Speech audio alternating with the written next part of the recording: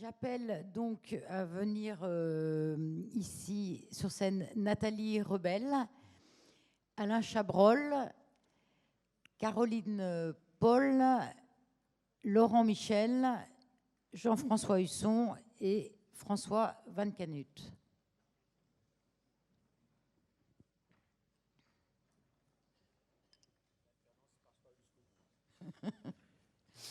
Bien. On va continuer un peu sur le climat. Et Nathalie Rebel, dans quelques jours, le 23 septembre, là vous en avez touché rapidement un mot, se tiendra donc à New York le sommet Action Climat. Et à cette occasion, je crois savoir que l'OMS entend lancer un appel au gouvernement pour qu'ils renforcent leur lutte contre la pollution tout en travaillant sur le climat, quoi. Et pourquoi, finalement, pour l'OMS, est-il essentiel de s'attaquer à ces deux enjeux, pollution et réchauffement climatique, de façon conjointe?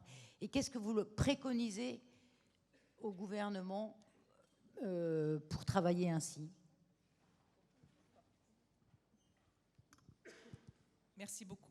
Merci beaucoup. Je crois que la présentation qu'on vient d'entendre nous donne les éléments. Oui. Et juste pour mettre peut-être, donner quelques informations complémentaires sur le contexte, justement, il y aura l'Assemblée générale des Nations Unies qui aura lieu à New York. Et dans le cadre de cette Assemblée générale, il y aura le sommet sur le changement climatique qui a été organisé par le secrétaire général. Et à l'intérieur de ce sommet, il y a différents piliers. Et un pilier, ce sont les enjeux sociaux et politiques. Et c'est là que l'OMS, en collaboration avec les États membres, l'Espagne et le Pérou, mais aussi avec l'Agence internationale du travail, le BIT, a été en fait, on nous a demandé de mener le travail dans ce pilier.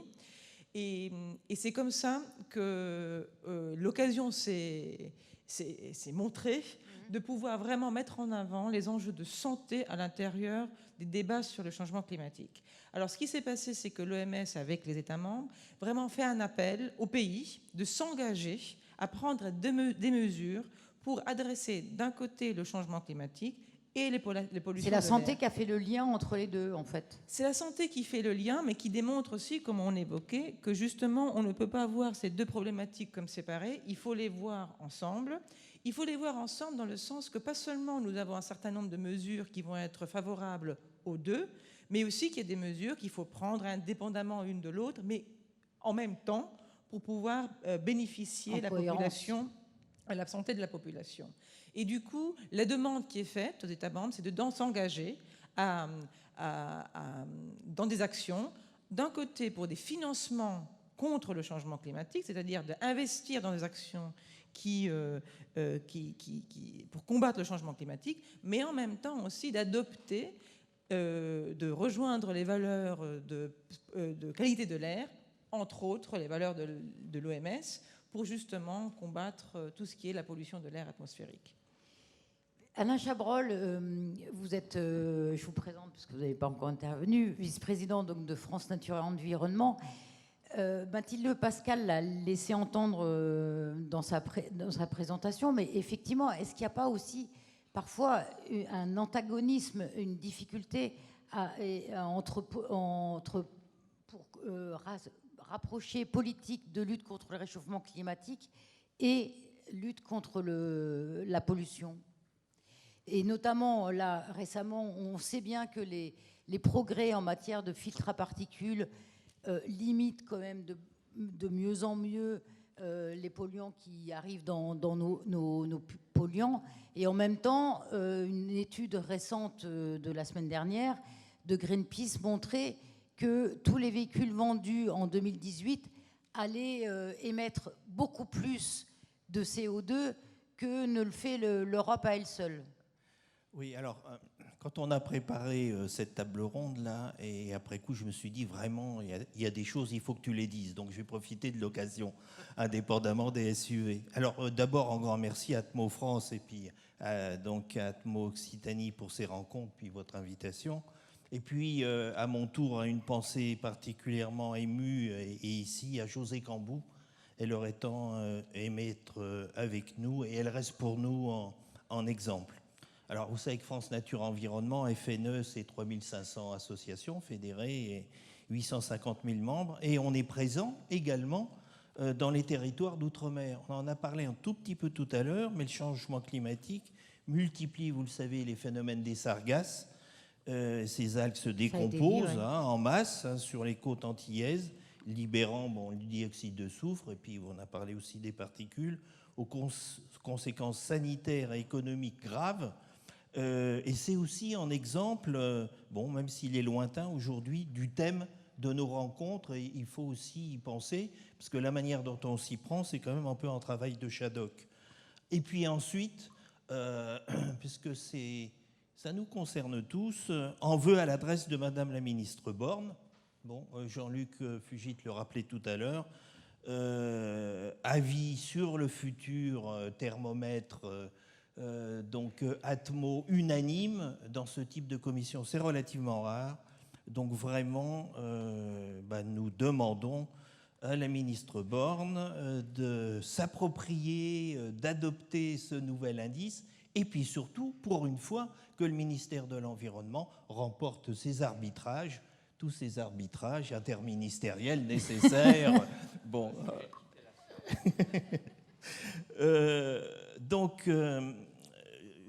Je crois que l'air, c'est vraiment un des meilleurs vecteurs pour éduquer, pour s'engager. On a parlé beaucoup d'éducation en préparant ces rencontres, dans l'adaptation au changement climatique et surtout pour anticiper. D'où la nécessité absolue de synchroniser, de faire converger les politiques air, climat, énergie, plus santé. Et par exemple, systématiquement, il faudrait que ce soit fait dans les PCAET. Je pense que la mutualisation, la cohérence, la convergence des actions sont totalement indispensables. En autre point important qu'on évoque très peu, à l'image de l'eau, la qualité de l'air ne sera traitée sérieusement que s'il se développe en marché une véritable économie de l'air. Il y a aujourd'hui vraiment trop d'asymétrie entre les financements à tout niveau, entre l'air, l'eau et l'alimentation par exemple. L'air, les enjeux de santé environnementale doivent vraiment constituer, des élus l'ont dit en introduction, un des fils conducteurs majeurs de l'aménagement du territoire, notamment celui des villes. Et puis, malgré tout le respect que j'ai pour mon voisin, France Nature Environnement pense qu'on ne traitera très sérieusement la qualité de l'air, je parle de la France, que le jour où les politiques publiques de l'air en France ne seront plus centrées ou quasi centrées sur le fait de répondre aux contentieux européens.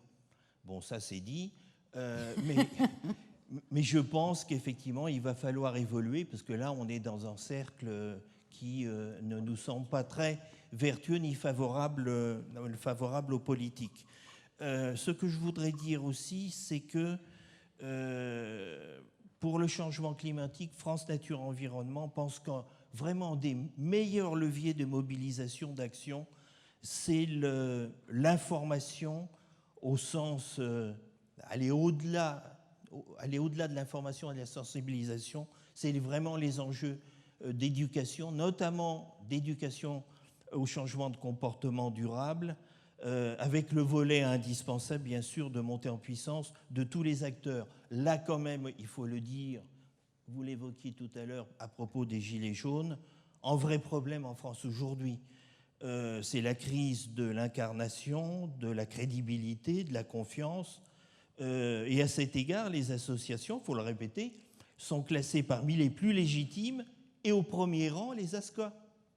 Et d'ailleurs, les freins, en fait, par rapport à tous les enjeux dont on discute, sont beaucoup moins liés à la transition écologique énergétique elle-même qu'au contexte de défiance vis-à-vis des grandes exigences d'équité, de justice, de démocratie et de solidarité. Et il faut vraiment maintenant partir des besoins des citoyens. Comme le dit Marie-Blanche personnage, je veux savoir ce que je respire et les risques sur l'ensemble de mon exposition, et c'est moi, maintenant et aujourd'hui. Et donc, dans la foulée, je veux participer à la surveillance, convaincu, effectivement, je m'engage et je convainc les autres, mais si on n'est pas persuadé de ces modes de réponse de la société et de la complexité des engagements, on n'avancera pas. Alors, deux alertes parmi toutes les choses que je voulais dire. C'est le problème de l'ozone. Je pense qu'à l'heure actuelle, en France, il n'est pas suffisamment traité, pas pris à sa juste mesure. Et puis, la santé, c'est celle aussi des milieux naturels, de leur matrice, de leurs composants vivants, de l'impact de la pollution de l'air sur ceux-ci sont trop peu étudiés. Il faut savoir qu'une nature en bonne santé, c'est des hommes et des femmes aussi en bonne santé. Alors, je ne vous ai pas parlé des sciences participatives, et notamment dans ce sujet que je ne vois pas trop évoqué dans le programme, c'est climat et enjeux polliniques. Et la pression pollinique augmente très sévèrement avec le changement climatique et avec l'élévation de température. Et je pense là particulièrement à l'ambroisie. Oui, ça c'est effectivement un vrai sujet qui se répond, et notamment dans le Rhône. Alors, mais les SUV, je pourrais en parler après. Oui, c'était juste une illustration. Oui, Alain Chabrol disait que la France courait après les contentieux européens. Elle se dote quand même de certains outils. Caroline Paul, vous êtes chef du bureau de l'environnement extérieur et des produits chimiques de la Direction générale de la santé du ministère de la Solidarité et de la Santé. Et notamment, la France a un plan national santé-environnement. Le 3e, là, est en train de s'achever d'ici la fin de l'année. Néanmoins, 2 rapports en juillet ont été particulièrement sévères sur ce fameux 3e PNSE, Plan national santé-environnement. Manque d'ambition, mesures non opérationnelles, relevant surtout de la communication. Alors, est-ce que le PNSE 4, qui va démarrer là, début de 2020, prendra-t-il vraiment en compte, j'allais dire à bras-le-corps, la question de la qualité de l'air, et quelle action réelle, action concrète va-t-il développer visant donc à réduire l'exposition quand même à la pollution?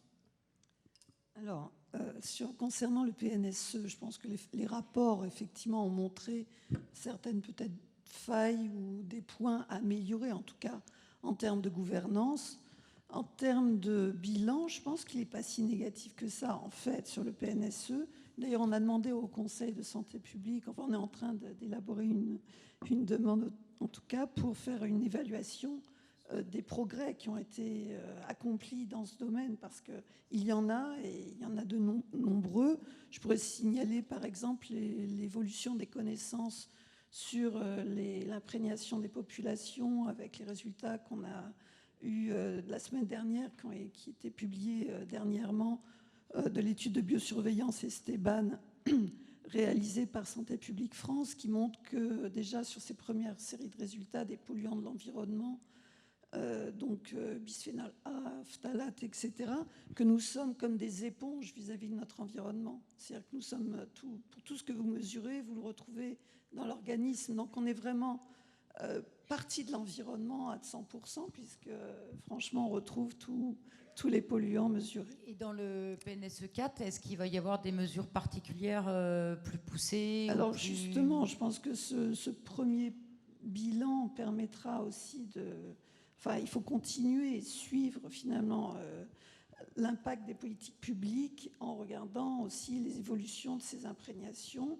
et en travaillant aussi sur le rapport entre imprégnation et pathologie, qu'on connaît mal finalement.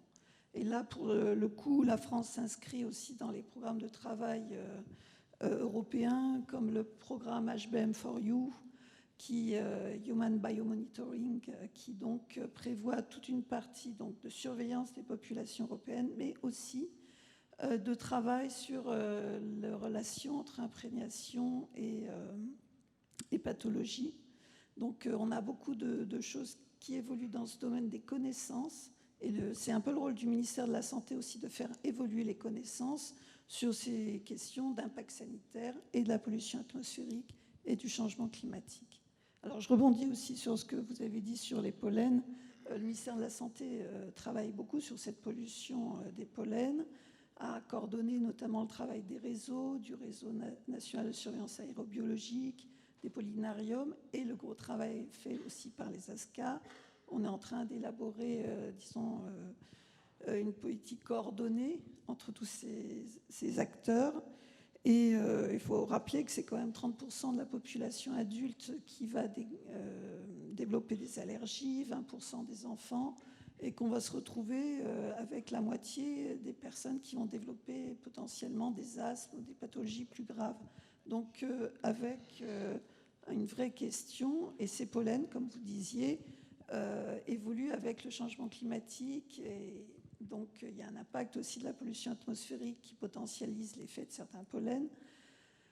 On voit le cas de l'ambroisie en Rhône-Alpes, une espèce envahissante aussi qui remonte, et il n'y a pas qu'en Rhône-Alpes. En Rhône-Alpes, on l'a évalué, on sait qu'on a 40 millions par an de soins, ça c'est le coût rien que pour la région, mais on voit ici en Occitanie, on voit l'ambroisie trifide qui se développe, et si on agit tout de suite, on peut limiter. En Rhône-Alpes, je crains que dans beaucoup de coins, ça soit plus possible, mais dans les autres régions qui ne sont pas encore envahies, on peut Lorsque agir. ça démarre, finalement. Lorsque ça démarre. Et c'est agir pour la santé des populations à l'avenir. Donc là aussi, une surveillance à mettre en place pour voir comment les choses évoluent, et une politique de... Et le ministère accompagne les régions justement pour prévenir un peu des phénomènes comme l'ambroisie ou autres. Oui, alors déjà, il y avait eu la loi de modernisation de notre système de santé en 2016 qui avait permis d'entrer dans le Code de la santé publique des dispositions sur les problèmes liés à ces espèces invasives dont la prolifération peut générer un risque pour la santé. Et derrière cela, on avait mis en place donc l'Observatoire des ambroisies qui va étendre son champ à d'autres espèces et permettre aussi donc à la fois de suivre l'évolution de ces espèces en question et l'impact sanitaire, et donner des outils aux ARS, mais des outils à l'ensemble des partenaires qui sont coordonnés notamment par les ARS sur le terrain, mais avec un rôle important du préfet aussi. On le voit, la surveillance de l'air est quand même quelque chose d'essentiel. Vous venez de l'illustrer. Laurent Michel, vous êtes directeur de l'énergie et du climat au ministère de la Transition écologique et solidaire. J'allais dire, au-delà, il y a la surveillance, effectivement, qui est vraiment capitale et essentielle. Qu'est-ce qui vous semblerait prioritaire à donner si vous aviez aucune contrainte à développer, si vous aviez aucune contrainte financière, quelle serait la mesure qu'il faudrait mettre en avant? Ça, c'est une question impossible. Alors, en fait, vous m'aviez déjà préparé à cette question. Je vais d'abord faire une première réponse, c'est que je supprimerai tous les colloques. Comme ça, je ne me ferai plus engueuler. Donc, mais après, quelle est la mesure fondamentale qu'on pourrait arriver? Alors, quand même, on y a réfléchi intensément avec mes services. Donc, on va quand même beaucoup se faire engueuler quand on va rentrer à Paris. Mais je pense, si on avait... pour illustrer quelques axes, vous avez demandé nous on commencerait par le changement de tous les vieux chauffages bois par des appareils performants ou des systèmes performants. Ça peut être passé sur réseau de chaleur performant quand on est en milieu urbain, pas forcément dans des très grandes villes. Donc ça nous semble quelque chose qui, et ça illustre un des axes. Après, mais là, ça devient encore plus systémique. L'ADEME travaille là-dessus depuis quand même quelques années. Oui, mais l'ADEME travaille là-dessus avec les crédits, certes, importants qu'on lui donne, mais ça ne suffit pas. Puis, voilà, on a effectivement un fonds, on a mis en place dans diverses régions, en commençant par la région Rhône-Alpes, mais ça, sur certains territoires d'Auvergne-Rhône-Alpes, mais ça s'est étendu à d'autres, effectivement, des fonds entre l'État via l'ADEME et les collectivités pour changer les vieux appareils non performants. Donc, je pense que ce serait vraiment une étape importante. Alors, on n'y arrivera pas en un coup de cuillère à peau parce qu'on a entre autres des contraintes financières, mais aussi s'il faut du temps, de la conviction, etc. Mais je crois qu'il faut avancer. Après, on a d'autres sujets, je pense, sur les transports entre l'évolution et ce qu'on peut appeler le verdissement, électrification des parcs, mais aussi comment on pourrait réduire, même si on ne va pas à zéro et tout le monde ne sera pas en télétravail, mais réduire et optimiser la demande de transport, plus de covoiturage, et jusqu'au bout, travailler un peu moins loin de chez soi pour limiter ces mouvements pendulaires qui sont générateurs de pollution, mais aussi de coûts, et puis de problèmes quand on commence à avoir des prix des carburants élevés ou autres. Je n'y reviendrai pas. Voilà deux possibilités pour votre question impossible. Si j'avais pas de moyens, si j'avais pas de limite. Non, pardon, non, mais c'est une intéressant de question voir impossible. ce que le ministère de l'Environnement, de l'écologique, effectivement, ce sur quoi, manifestement, vous essayez de travailler, quoi. Entre De autres, faire entre avancer. Jean-François Husson, pardon. Je voulais vous interpeller parce qu'aujourd'hui, effectivement, il y a un débat sur les zones tampons entre les habitations et les zones d'épandage de pesticides, parce qu'il y a un futur décret qui doit paraître. Est-ce que finalement, là on parlait de surveillance, est-ce que ce n'est pas davantage une surveillance réglementée et suivie qui devrait être la réponse politique? Et est-ce qu'il ne faudrait pas aussi, pour assurer cette surveillance de l'air, finalement, peut-être attribuer une part de la fameuse redevance de pollution diffuse, là, qui va en général aux agences de l'eau, mais elle pourrait aussi peut-être aller aux agences de l'air pour la surveillance? Oui, enfin, ça, c'est que de la tuyauterie. Parce que si je vous disais comment prendre l'argent aux agences de l'eau pour aller donner aux chasseurs, puis à la biodiversité, puis tout ça se perd. D'ailleurs, ça ne donne pas beaucoup de visibilité à l'action et les gouvernements successifs font tous la même erreur. Donc, ou la même faute. Je vais considérer que c'est plutôt une faute. Oui, juste, je remarque, on a quand même fait, on parle de pesticides avec cette redevance.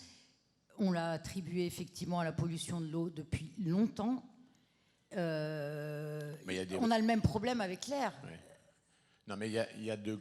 Enfin, moi, vous m'avez posé la question. Pour moi, c'est le circuit. Je dirais, peu importe par où ça passe, il faut mettre des moyens.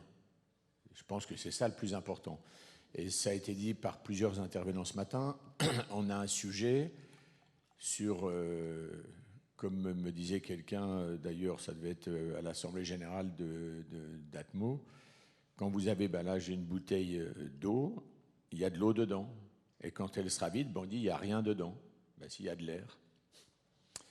En fait, c'est la manière dont on perçoit, ou en tous les cas, on ne donne pas la même représentation dans nos têtes au sujet. Et pourtant, ça a été dit, c'est le tueur silencieux.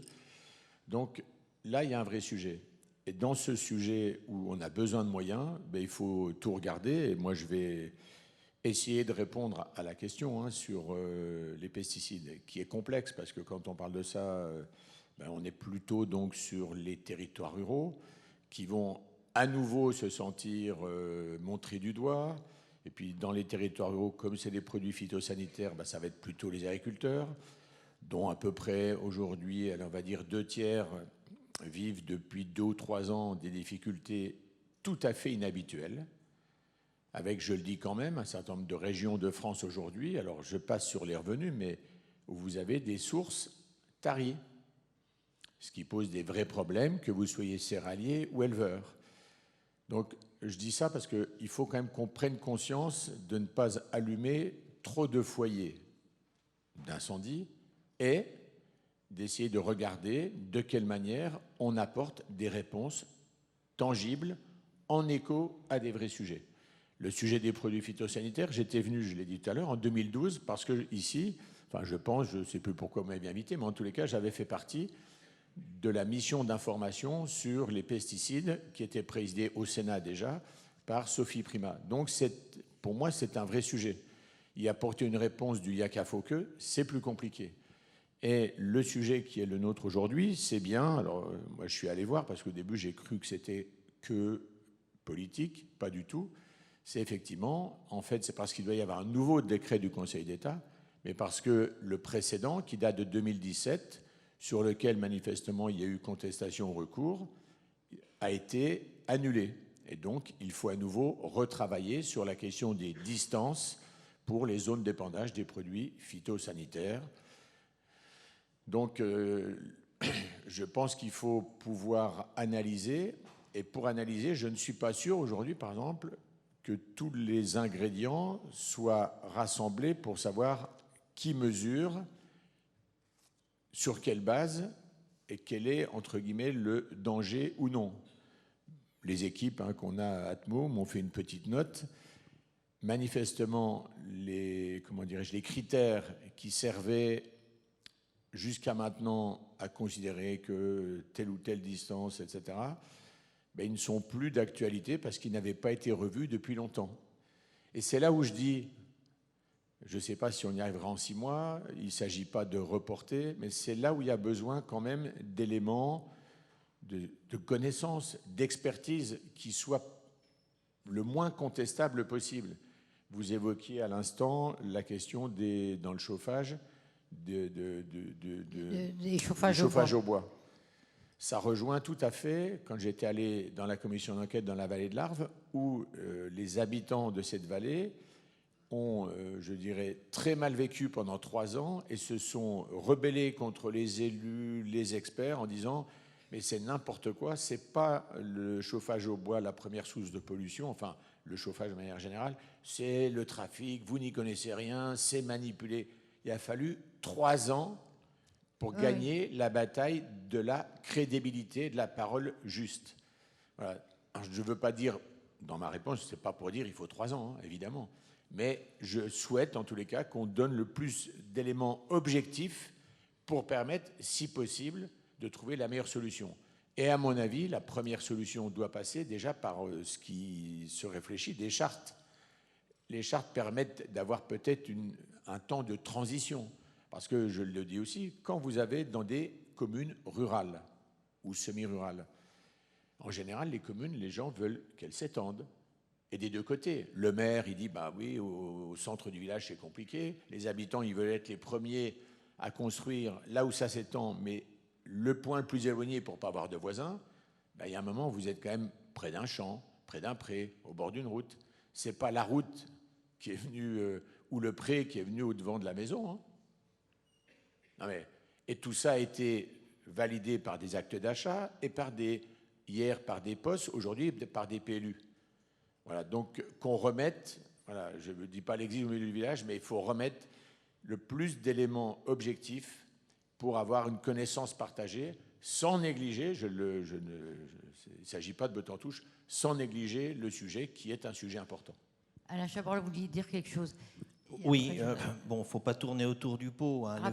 Le véritable enjeu que pose ce problème pour France Nature Environnement, mais pas que, c'est la sortie la plus rapide possible des pesticides. La deuxième chose, imaginez un riverain dans la vallée du Rhône où il n'y a jamais de vent, en bordure de verger où il y a 15 ou 16 traitements par an, c'est pas 3, 5 ou 10 mètres, foutaise. Enfin, je veux dire, justement, il faut saisir l'occasion pour que soient définies des bandes de cultures, de pratiques agricoles différentes autour de tous les lieux habités, denses, et il faut, je dirais, appliquer dans ces bandes le principe de précaution. Hein, il y a une formidable occasion qui doit être saisie par la France, par je dirais, les acteurs agricoles, pour justement mettre en place des transitions de pratiques, et particulièrement dans toutes ces zones. Or, je dirais à voir comment le gouvernement pose le problème et comment c'est relayé, et ça c'est grave, par la FNSEA, les chambres d'agriculture sur le terrain. FNE doute un peu qu'il y ait beaucoup de volontaires pour signer les chartes. Caroline Paul et Laurent Michel, est-ce que vous avez été consultés sur ce projet de décret? Le ministère de la Santé et le ministère de l'Environnement ont-ils été consultés? Alors, je répondrai Sachant pas. que vous travaillez l'un et l'autre sur la qualité de l'air, est-ce que vous avez été Alors, consultés? il me semble. Alors, ce sont d'autres directions de notre ministère qui sont à la manœuvre sur à la fois la réduction de l'utilisation des phytosanitaires et ce projet de décret. Du peu, quand même, comme ce sont des collègues et voisins, voire néanmoins amis, j'ai l'impression qu'ils ont été effectivement. C'est un projet interministériel qui est mis en consultation en ayant pris en compte, je crois, un certain nombre d'avis ou de publications. Je m'en arrêterai là en disant juste que nous, enfin, ce qu'on peut voir effectivement, c'est l'ensemble des questions finalement auxquelles ça renvoie.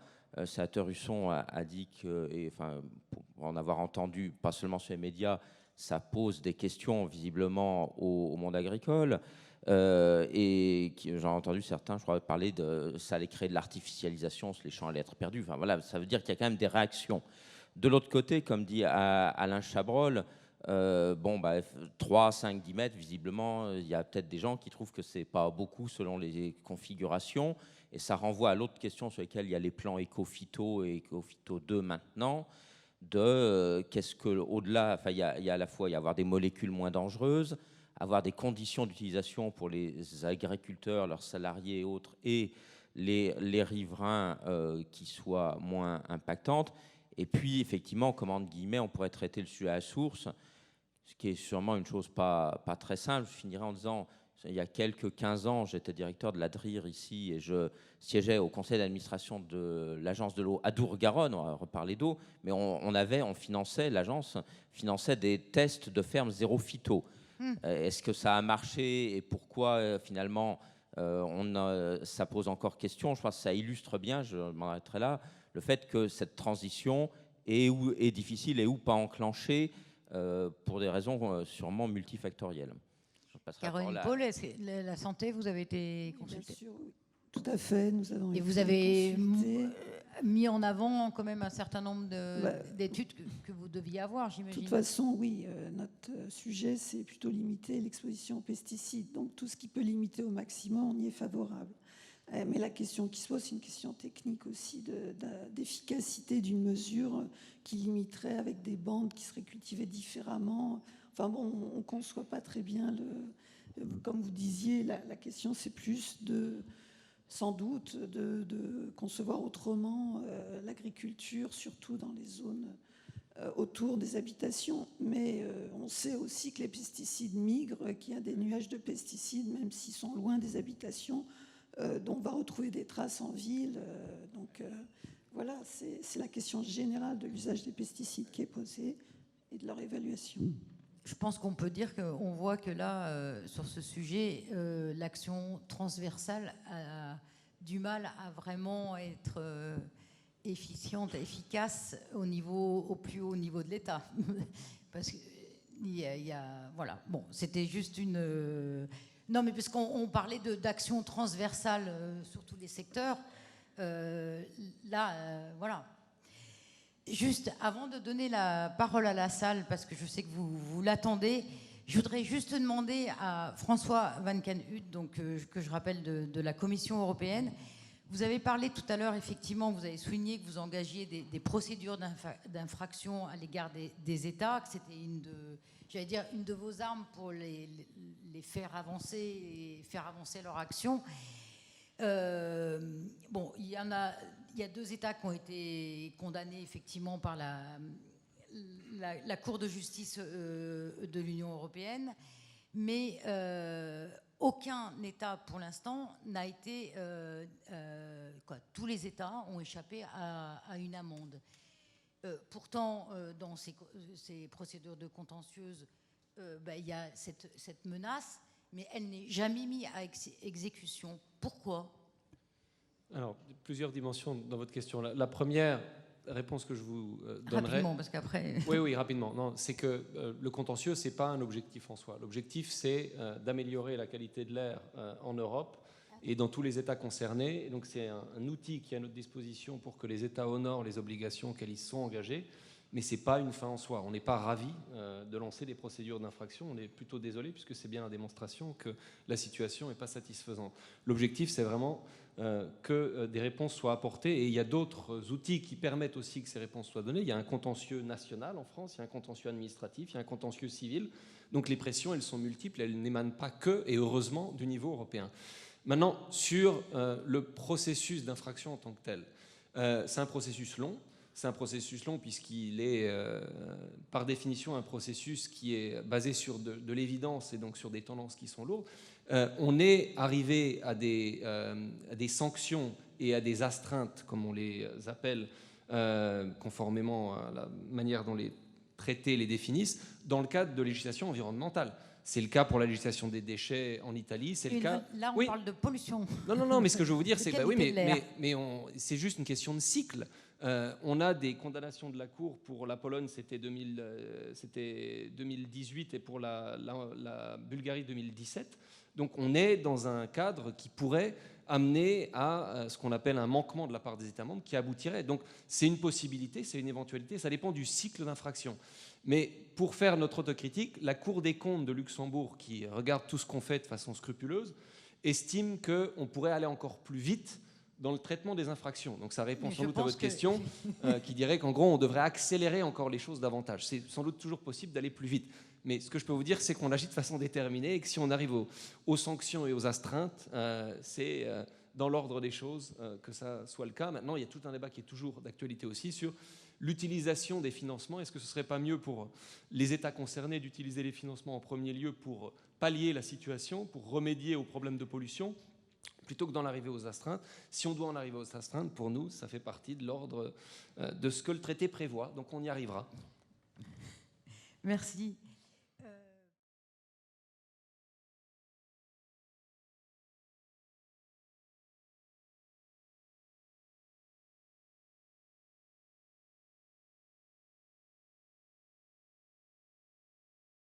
Merci de vous présenter quand vous posez votre question, s'il vous plaît.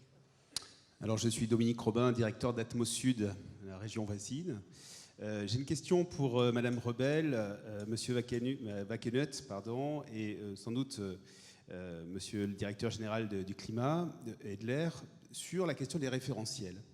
Depuis ce matin, on a évoqué tour à tour la question de l'air intérieur, bien sûr la question des pesticides liés à l'agriculture, la question industrielle qui a été un tout petit peu évoquée.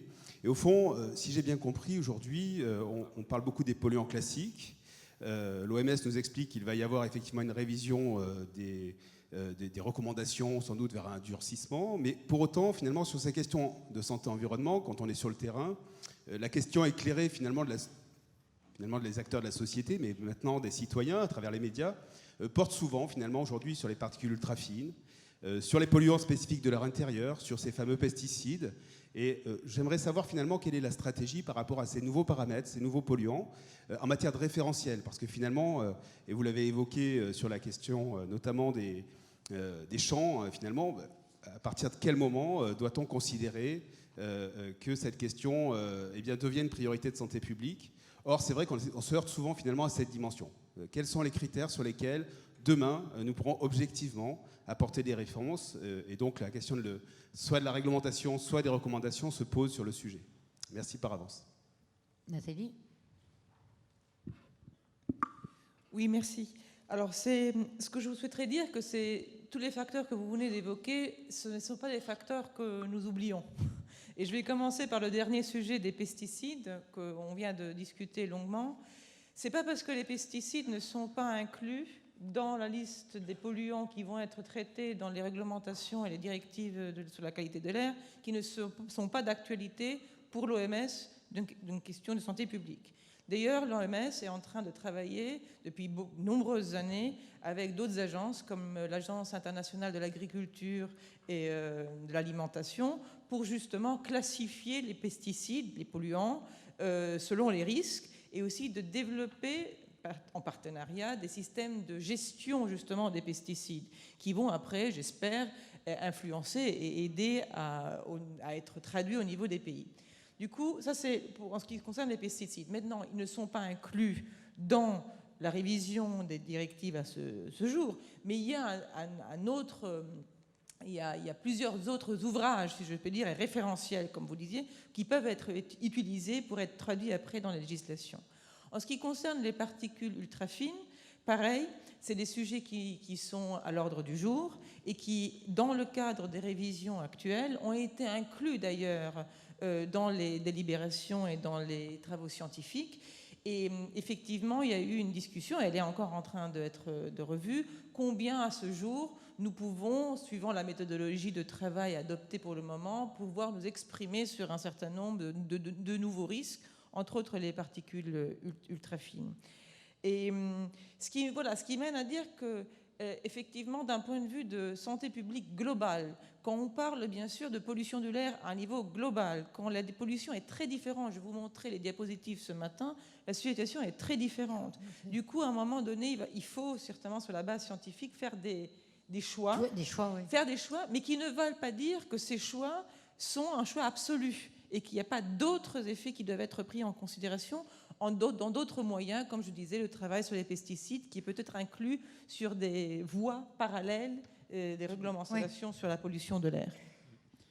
Juste brièvement sur la dimension européenne de ces questions-là, bon, la même approche dans le sens où on a des législations qui sont parfois séparées sur ces sujets, on légifère sur les pesticides. Oui, mais le territoire est quand même plus cohérent que le monde entier. Le territoire est oui, non, mais ce que j'allais vous dire, c'est qu'on a une législation qui est en place sur ces thèmes qui n'est pas toujours intégrée. Donc, par exemple, les pesticides, c'est pas couvert par la législation sur l'air, mais on a une législation séparée. Mais dans le cadre de l'évaluation à laquelle je faisais allusion, si je fais état des retours qu'on a, puisqu'on a des consultations très larges de citoyens éclairés, de citoyens lambda, de tous ceux qui voulaient contribuer au débat, la question des pesticides, elle est remontée surtout de France, elle est remontée très peu d'ailleurs. Donc je pense qu'il faut aussi prendre conscience du fait que les enjeux peuvent être parfois un petit peu différents, et c'est sans doute quelque chose qui a à voir avec le fait que la France est plutôt en pointe dans l'utilisation des pesticides en termes de quantitatif, par rapport à d'autres États membres. Donc vous avez des reflets de situations qui sont aussi des illustrations de défis particuliers, ce qui ne veut pas dire que c'est une problématique qu'on ne regarde pas. Je suis le docteur Souvet, je préside l'association Santé Environnement de France et je voudrais poser une question à Madame Paul, à Monsieur Michel. Et vous parlez du plan national Santé Environnement 4, dont nous participons avec France Nature Environnement, Dressi Colella, etc., des gens qui sont ici. Moi, je suis très inquiet à nouveau pour le résultat de ce plan. Vous savez que la mesure phare sera de ce plan la qualité de l'air intérieur. Seulement, d'abord, on se heurte à un problème de gouvernance de ce plan. En effet, le groupe santé-environnement, qui est censé diriger, n'a aucune existence juridique, aucun moyen. Je crois qu'il y a un demi-équivalent temps plein du ministère qui s'en occupe pour un sujet quand même majeur. Et le deuxième élément que je n'arrive pas à faire rentrer lors de ces réunions, et je fais un appel à M. Fugy, à Atmo France, c'est que dans cet air intérieur, on ne parle pas du tout d'air extérieur. On a des études, je pense à celle d'Azikainen, où 50% de la charge de maladie de l'air intérieur viennent de l'air extérieur. Et on parle d'inégalité sociale. Or, justement, avoir un diagnostic air extérieur dans des zones en difficulté pour pouvoir adopter les meilleures mesures de filtration de cet air, puisque c'est ça qui va donner à 50% la charge de maladie, tout ça est occulté complètement. Alors, M. Husson parlait de logique, un autre intervenant à la Commission européenne de cohérence. Tout ça n'est pas cohérent, à la fois dans la gouvernance et à la fois dans ce type d'action. Donc, quelle va être la réponse des ministères que je n'arrive pas à avoir? J'en profite aujourd'hui. Merci. Qui commence? Oui, alors donc sur le PNSE 4, je comprends votre inquiétude. Elle est partagée, je crois, par un certain nombre de personnes qui participent au groupe de travail. On était parti au départ sur un plan que les cabinets nous voulaient très simple, avec des actions phares très parlantes. L'idée, c'est quand même de générer des actions qui améliorent la qualité de vie du citoyen. Donc c'est ça l'idée, et donc d'avoir des choses très concrètes et très pratiques. Donc les champs, on a identifié un certain nombre de champs prioritaires, mais par la suite, c'est vrai que forcément, toujours en santé-environnement, reviennent tous les sujets connexes, et tout est finalement interdépendant, enfin souvent, et donc Ce à quoi on réfléchit, et les cabinets, ils sont complètement sensibles, et c'était une demande des cabinets d'ailleurs, notamment d'une autre, moi celui-là je peux en parler, c'est de voir comment on intègre la pollution de l'air extérieur, comment on intègre le changement climatique. Ils trouvent qu'il n'y a pas assez de changement climatique, il n'y a pas assez d'air extérieur. L'idée de départ, comme vous savez, c'était de s'appuyer sur les plans existants. C'est-à-dire que le prépa, c'est un des plans auxquels fait référence le PNSE de toute façon. Mais c'est la façon de le présenter et de faire des liens avec l'ensemble, la cohérence du PNSE 4 et les autres plans déjà existants. Ce n'est pas de recréer des plans non plus, des choses qui se percutent et qui interfèrent. L'enjeu, il est là et la difficulté est là. En fait, c'est d'arriver à quelque chose qui soit bien visible, qui prenne bien en compte tous les enjeux de santé-environnement et qui intègre les autres plans déjà existants et les valorise même, quelque part. Les prolonge. Oui, Allez-y. Oui, non, tout à fait d'accord avec ce qui a été dit. C'est vrai qu'à la fois l'air extérieur et l'air intérieur ne sont pas les mêmes. Il y a d'autres déterminants et en même temps il y a des déterminants qui peuvent se rejoindre. Effectivement, s'il y a un lien à faire, il faut profiter du PNSE et des groupes de travail et pour voir effectivement peut-être, vous avez évoqué monsieur, les questions de zones les plus polluées, donc d'exposition dans les intérieurs, tout ça, il faut qu'on voit comment on peut, à partir des actions existantes nationales ou les déclinaisons des plans de protection de l'atmosphère, qu'est-ce que l'on peut faire de plus. Je vais en profiter, parce que je vais être obligé de vous quitter devant rentrer à Paris. Un directeur général, ça ne dirige pas grand-chose, sauf son agenda et encore. Pour juste faire un petit complément sur la question précédente, sur les nouveaux polluants, on va dire, enfin, les référentiels. Être dans la lignée de ce qui avait été dit précédemment, dire que c'est des choses qui sont explorées. Je rappellerai quelques démarches en cours qui illustrent aussi la transversalité via une demande interministérielle adressée à l'ANSES, notre agence commune, on va dire, entre le ministère de la Santé, du Travail, de l'Environnement, de l'Économie et de l'Agriculture. On a eu plusieurs saisines et avis rendus sur des nouveaux polluants à considérer dans les milieux extérieurs, avec de mémoire le 1,3-butadiène, mais il y a aussi, je crois que l'agence a priorisé en tête le 1,3-butadiène, puis les particules ultra fines, peut-être ensuite le carbone suie, puis après il y en avait d'autres. Et donc là, on est en train de voir, pour développer d'abord la connaissance, 1,3-butadiène sera plutôt des polluants de proximité industrielle, et ainsi de suite, voir comment on procède. De même, sur les pesticides phytosanitaires ou autres, on a la campagne de surveillance exploratoire, elle aussi, menée par les ASCOA après avis de l'ANSES sur protocole, qui va nous permettre d'améliorer les connaissances et de nourrir les débats.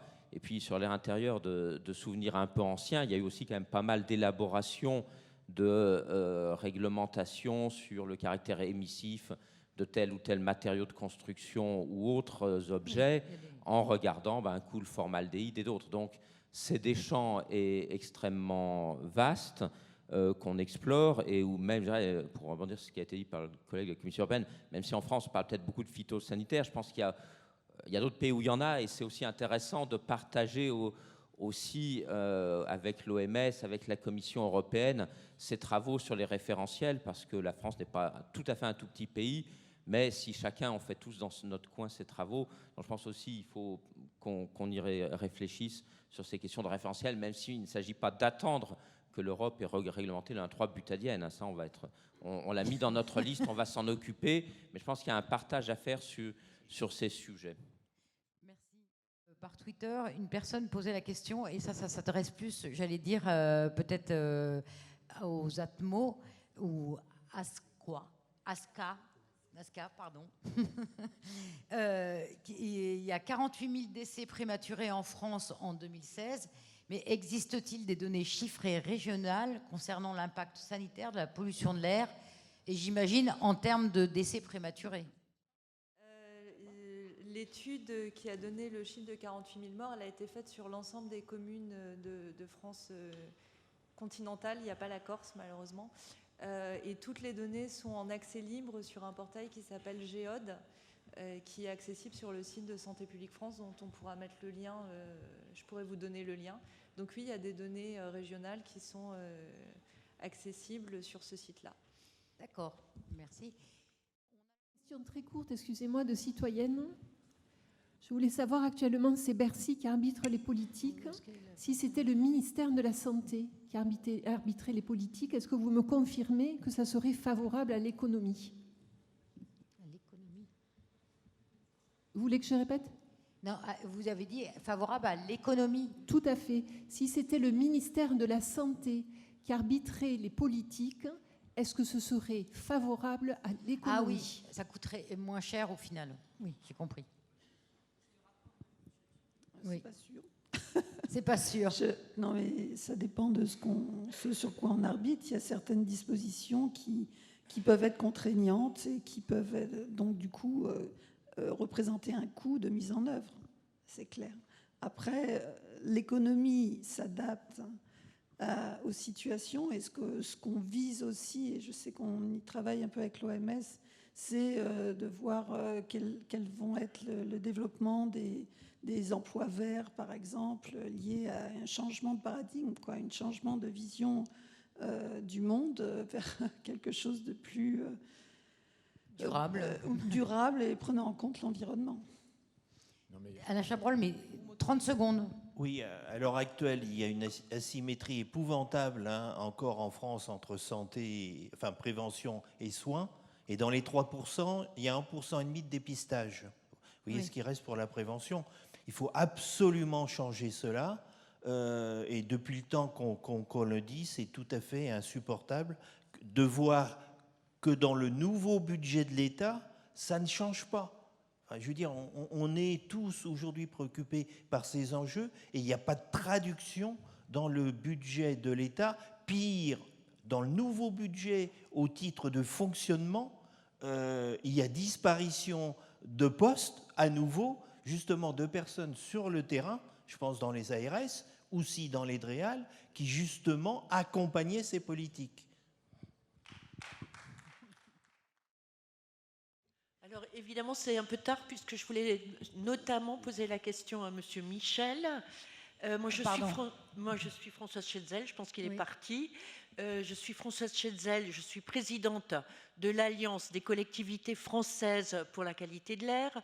On va en reparler cet après-midi et je voulais savoir l'avis notamment de M. Michel, mais également des personnes, concernant l'indice de qualité de l'air proposé par Atmo, qui nous, collectivités territoriales, nous intéresse fortement, qui nous semble mieux lié aux actions et aux stratégies qu'on peut avoir au niveau des territoires. Vous parlez de ce qui a été adopté mercredi en Conseil de l'air.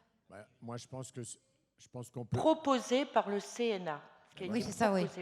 Et qui va être présenté demain par Jean-Paul Fugit à la ministre. Oui. Je pense que Jean-Paul Fugit répondra demain soir. Il va voir la ministre, il l'a dit. Honnêtement, il n'y a pas de souci. Enfin, je trouve que le travail qui a été fait est bien. Pour rebondir quand même sur ce que vous disiez juste tout à l'heure, c'est à peu près comme dans les collectivités où on a des rapports d'activité qui balayent, en général d'ailleurs, politique sectorielle par politique sectorielle, et la différence avec ce qui, à mon avis, ce sur quoi la France s'est pas assez battue et les collectivités ne se sont pas assez emparées, qui est la logique du développement durable. Le développement durable, on essaie de changer le logiciel. Et quand vous avez des plans climat, air, énergie territoriaux, moi je rajoute toujours également santé. Mais c'est plus complexe. Donc, c'est pas en claquant dans les doigts. Il faut du temps, il faut qu'on se mette d'accord.